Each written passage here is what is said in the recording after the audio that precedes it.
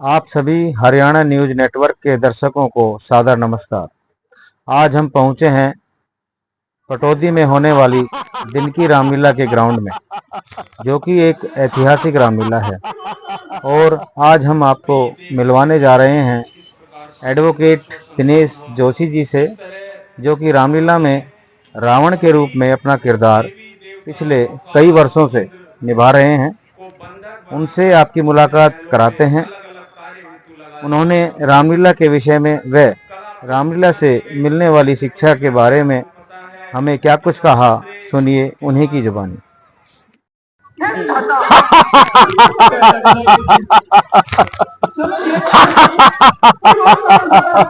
मैं एडवोकेट दिनेश जोशी। दिन की रामलीला बड़ी ऐतिहासिक रामलीला है, पटौदी की है। और जब भी कोई पाठक उसने अपना रोल इसमें किया होगा, उसको बहुत गर्व हुआ होगा। भगवान के प्रति समर्पण, सभी बच्चों का रामलीला के प्रति प्यार। मैं भी इस रामलीला से 31वें साल अब की बार जुड़ रहा हूँ। 31 साल से मैं रावण का पाठ ही कर रहा हूँ और बड़ा आनंद आता है। इसके अलावा मैंने परशुराम का भी पाठ किया है, लेकिन वो कम समय के लिए, और रेगुलर जो मैंने पाठ किए वो रावण के किए। और 31वां साल है। अगर हम महसूस करें तो रामलीला देखने में हम बड़ी नॉर्मल ले लेते हैं कि बहुत साधारण रामलीला होगी, लेकिन इसकी मर्यादा क्या हम कर रहे हैं, कैसे कर रहे हैं, कैसे समय निकाल रहे हैं, सब कुछ इसके ऊपर डिपेंड है। क्योंकि सबसे बड़ी बात यह है कि बच्चे समय किस ढंग से निकालते हैं। ये रामलीला एक अद्भुत रामलीला है। अगर हम किसी को कहते भी हैं या लोग देखते भी हैं या सुनते भी हैं, 10 घंटे की रामलीला है ये। बच्चे 12 बजे अपने मेकअप पर लग जाते हैं और लगभग 2 बजे सवारी मंदिर से और रामलीला ग्राउंड के लिए स्टार्ट हो जाती है। 4 बजे यहाँ पर सवारी पहुंचती है। पाठ अपना अपना रोल वो अदा करते हैं। उसके बाद जैसे वो आए थे उसी ढंग से बैंड बाजे के साथ, झांकी के साथ वो बच्चे वापस जाते हैं। और उनको पहुंचते पहुंचते लगभग 9, साढ़े 9 तो नॉर्मल है, कई बार 10, साढ़े 10 भी बज जाते हैं और बहुत समय इसमें दिया जाता है। तो सबसे पहले तो मैं बच्चों का आभार व्यक्त करूंगा कि भगवान राम के प्रति, इस रामलीला के प्रति उनका इतना दिल से समर्पण बहुत शानदार एक कला और कौशल का रूप लिए हुए है। तो मैं यही वो कहूंगा कि जैसे हमने, जब मैं एक कॉलेज में पढ़ने वाला बच्चा था तब से मैंने ये पाठ किया था। उसके बाद मैंने पता नहीं काम किए, और काम करने के साथ साथ मैंने रामलीला के लिए भी समय निकाला। और इसके साथ साथ मैं अपने लिए नहीं कह रहा, मैं इससे जुड़े हुए डायरेक्टर हो गए, मेंबर्स हो गए, रामलीला के पाठक हो गए, सभी इतना मेहनत और इतना डेडिकेशन से वो अपना काम कर रहे हैं कि एक अद्भुत और अकल्पनीय। हम ये महसूस करते हैं कि ऐसा भी होता है कि 10-10 घंटे की रामलीला, और 10-10 घंटे में बच्चे ना थकते हैं ना कुछ करते हैं, और केवल मात्र एक रिफ्रेशमेंट से वो बच्चे, और उतना टाइम देकर कोई हल्ला नहीं, कोई बकवास नहीं, बिल्कुल स्मूथली झांकियां आराम से पटौदी के अंदर से आ रही है, बैंड बाजे के साथ आ रही है। लोग जगह जगह पर उसका मंचन देख रहे हैं, आनंद ले रहे हैं। उनकी आस्था तो हम उसी से महसूस करते हैं जब वो आरतियां लेकर, माताएं बहनें आरतियां लेकर, भगवान राम लक्ष्मण इनकी आरतियां उतरवा रही है। तो कितना बच्चों में संस्कार डाले जा रहे हैं। बच्चे छोटे महसूस कर रहे हैं कि वैसे नॉर्मली माता पिता भी देखते होंगे, सभी देखते हैं कि भाई रामलीला हो रही है। रामलीला का मतलब कि रामलीला भगवान राम का अपने भाइयों के प्रति प्यार, अपनी माँ के प्रति प्यार, अपने पिता के प्रति कर्तव्य निष्ठता, कि 14 साल का वनवास हंसते हंसते चला गया। उसके बाद अगर हम इधर देखें एक तरफ असत्य की तरफ, जो रावण, जिसमें मैं खुद भूमिका निभा रहा हूँ, मैं ये कह रहा हूँ कि ठीक है, ये पाठ है, अगर मैं नहीं तो कोई और निभाएगा। पहले भी निभाया बहुतों ने, लेकिन हमने पाठ निभाया असत्य की तरफ निभाया। अगर हम समाज को ऐसा एक अपना रूप दे सकते हैं कि समाज हमारे रूप से देखकर भी ये महसूस करने लगे कि हमें जिंदगी में अंदर ऐसा नहीं बनना। चरित्र से हम ठीक है कि हमने मुकुट लगाए हुए हैं, हमने काली मूछें हैं और सब कुछ हमारा ऐसा जो पोशाक वगैरह ऐसी है कि लोग देखते हैं कि यार सर अगर हैं ऐसे तो रावण का पाठ क्यों कर रहे हैं। पर रावण का पाठ हमें कला भी तो दिखानी पड़ती है ना, एक तरफ असत्यता भी तो दिखानी पड़ती है कि हम असत्य सत्य से कैसे हारता है। भगवान राम जहां एक अपनी स्त्री के लिए, सीता मैया के लिए जहां पर अपनी मर्यादा निभा रहे हैं, वैसे रावण है उसने कितनी छल कपट दिखाया है। वो सीता मैया को उठा कर लेकर आए हैं, अपने भाई विभीषण को उसने लात मारी है और अपने घर वाला, अपने कुटुंब के किसी भी सदस्य के ऊपर उसने मानी नहीं बात। कितना अहंकार से डूबा हुआ था। मैं तो ये कहूंगा कि इस समाज के अंदर कोई भी इंसान अहंकार से डूबा हुआ नहीं होना चाहिए। अगर वो अहंकार से डूबा हुआ है तो उसका पतन निश्चित है। अपने भाइयों के ऊपर विश्वास नहीं कर रहा, उसका पतन निश्चित है। समाज में हम देख रहे हैं आजकल माताओं को किस ढंग से प्रताड़ित किया जा रहा है, बहनों को किस ढंग से प्रताड़ित किया जा रहा है।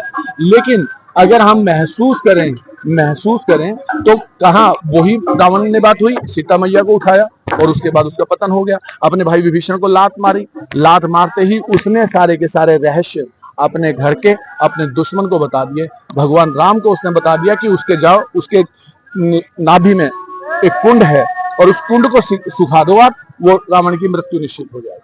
उसने ऐसे ऐसे गहरे गहरे राज अपने भाई के उसको बता दिए। इसलिए कभी भी मैं ये बोलूंगा कि कभी भी जब परिवार का कोई भी सदस्य अगर अच्छी बात हमारे को बता रहा है तो हमारे को मानना चाहिए उसको।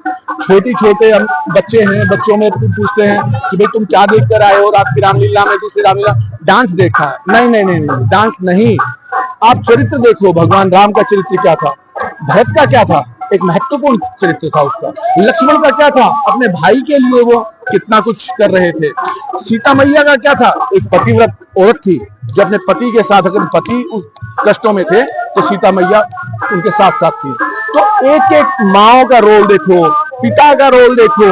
तो रामलीला हमारे को वो चीज सिखाती है। अगर हमारे बच्चे अगर दोबारा एक बार हमारे को समाज में राम राज लेकर आना है तो बच्चों को रामचरितमानस का और रामलीलाओं का अच्छी तरह से मंचन करवाना होगा, उन्हें ज्ञान देना होगा। बेटा नॉर्मली हम अगर देख के आते हैं तो रामलीला नॉर्मल नहीं है, रामलीला में बड़ी अद्भुतता है। रामलीला में हर एक इंसान के कर्तव्य को बताया गया है। अगर हम दोबारा से सतयुग लाना चाहते हैं, दोबारा से चाहते हैं कि हमारा समाज बहुत अच्छा रहे, हमारे समाज में कोई विरोधाभास ना रहे, हमारे समाज में लड़ाइयां ना रहे, हमारे परिवार टूटे ना। पहले अगर हम महसूस किया करते थे तो कितने बड़े बड़े परिवार हुआ करते, एक भाई अलग पशुओं का काम कर रहा है, एक भाई बाजार का काम कर रहा है, एक भाई शादियों में जा रहा है। लेकिन आज छोटे छोटे जो परिवार हो गए और वो छोटे छोटे परिवार हमारे को, समाज को कितना कष्ट दे रहे हैं, कितना स्ट्रेस में इंसान है, कितना तनाव में इंसान है।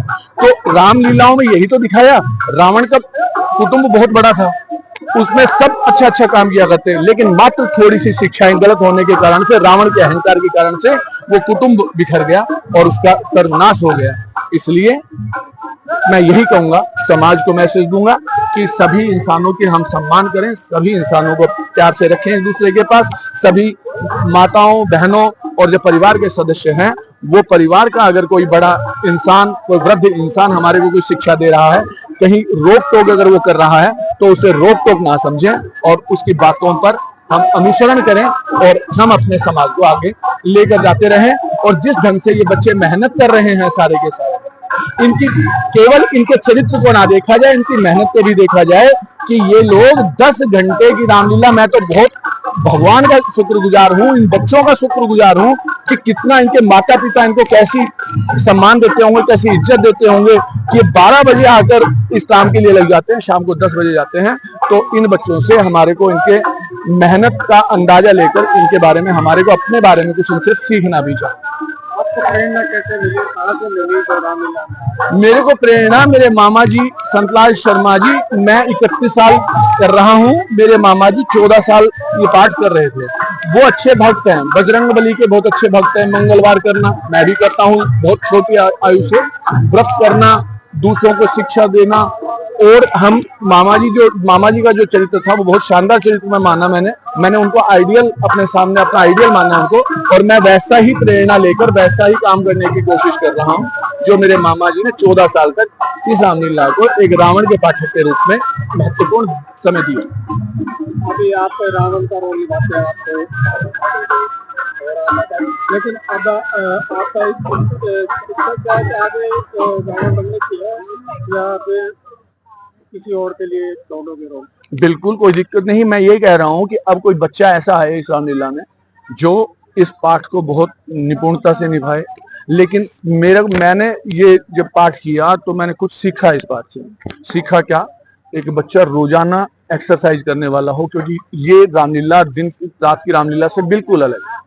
इसमें फिटनेस बच्चे की बहुत शानदार होनी चाहिए, बोलने का ढंग अच्छा होना चाहिए, उसका गेटअप बहुत शानदार होना चाहिए, क्योंकि लगभग 10 से 15 हजार लोग दशहरे के दिन केवल रावण के पाठ को यहाँ पर देखने के लिए आते हैं। तो मैं यही कहूंगा कोई बच्चा शानदार आए, गेटअप रहे और पूरा टाइम दे, वो पूरा टाइम दे रामलीला में और बड़ी डेडिकेशन से, बड़े ढंग से अपना समय वो यहाँ पर दे। उसका वेलकम है। कोशिश करेंगे 1-2 साल में उसको किसी न किसी अच्छे बच्चे को यहाँ पर बुला। एक अच्छी सी शिक्षा हमारे दर्शकों को दे दीजिए ताकि वो रामलीला में भी पहुंच सके और इन चरित्रों का सम्मान करें। बिल्कुल, बहुत शानदार रामलीला तो पूरी की पूरी रामचरितमानस शिक्षा मैं क्या दे सकता, लेकिन ये तो शिक्षा से भरी हुई है रामलीला। एक मतलब एक जिस ढंग से रावण को दिखाया गया है कि अहंकार कभी भी नहीं पालना चाहिए इंसान को। ठीक है, आज के दिन में 1 करोड़ रुपए आदमी के पास हो गया, उसका चेहरा बदल जाता है, लेकिन ये चीजें सारी की सारी अस्थायी होती है। हमेशा अपने परिवार के सदस्यों का हमें कहना मानना चाहिए। परिवार के सदस्य हमारे को अच्छी शिक्षा दे रहे हैं, उसे मानना चाहिए। हमारे को नारी जाति का सम्मान करना चाहिए। हम भगवान नहीं हैं, गलतियां हम में भी होती है, लेकिन अगर हम किसी इंसान में अगर गलतियां हुई तो उससे क्षमा मांगे आप कि मेरे से गलती हुई। कोशिश करें अपने चरित्र को एक अच्छे सामाजिक इंसान की तरह बनाने के लिए। कोशिश करें कि हम समाज में एक ऐसे आइडियल बने कि लोग हमें देखकर प्रेरणा लें कि हम ऐसा बनना चाहते हैं और ये लोग हमें अच्छे लगते हैं। तो मैं यही एक शिक्षा बोलूंगा कि परिवार को जितना बांध कर रखा जा सकता है हम उसको बांध कर रखें।